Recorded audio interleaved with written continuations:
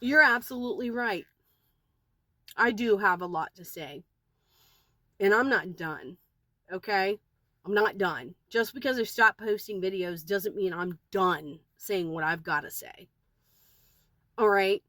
The fact that a few creators, and I'm not going to name them, they know who they are, it just defeats the whole purpose of saying their names. The fact that those creators were completely okay with doxing Seth Rogers, and even if it was redacted information, it's still not okay to dox his driver's license, his social security card, his fucking work schedule or work history. How is that even of any relevance to Sebastian's location? Do you honestly think that going over that information is going to find Sebastian?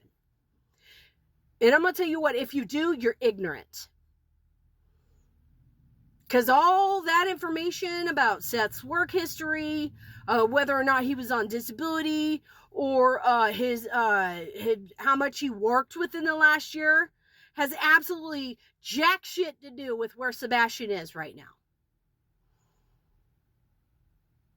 Also, another thing, I keep seeing comments about why didn't Katie and Chris call 911? Because if you've never lived in the South, you have no idea that most 911 calls in bigger, larger city areas, like, Nashville, because Hendersonville is like 30 minutes away from Nashville, tend to get redirected to different counties, and that would just take longer time. So with time being of the essence, I think Chris played it smart and called the county sheriff directly. I don't think it had anything to do with being recorded. Like, I've personally lived in Birmingham, Alabama, and I know firsthand that you will get redirected to another fucking county if there is like a huge overload of 911 calls. And I think that occurs in a lot of big cities. In the north, the south, east, west, fucking South Pole, North Pole, Santa Claus, I don't fucking know. But I'm pretty sure it happens in a lot of big metropolitan areas. And Hendersonville is part of a metropolis, just so you know. Anyway, lastly, if you are not okay with being judged by complete strangers on the internet, it kind of defeats the whole purpose of you doing the same thing.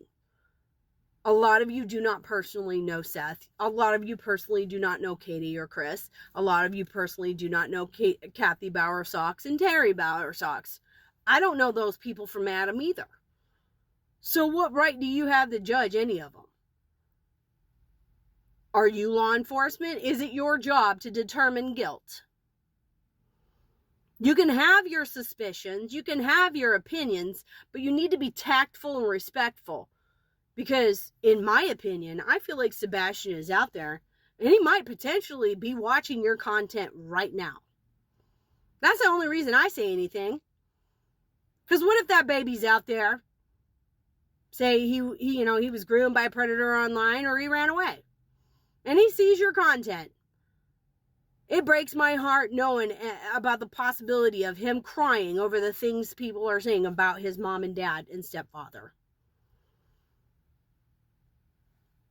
That's all I gotta say. It's like, where the fuck is the couth? That's my question. And then live this morning, I was told to get up on panel, but no, I couldn't. I'm sorry. I had to get ready for work because I have a job, right? I apologize. I didn't want to make time. It's not because I was scared. But, like, you had the audacity, and you know who you are, ma'am, to be like, I hope I don't get doxxed. Well, you were perfectly okay with doxing Seth. Why not?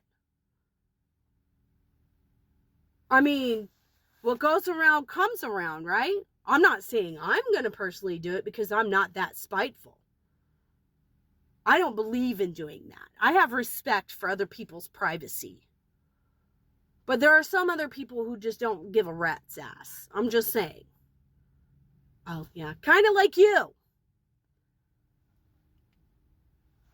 I mean, at the end of the day, you guys need to ask yourself this.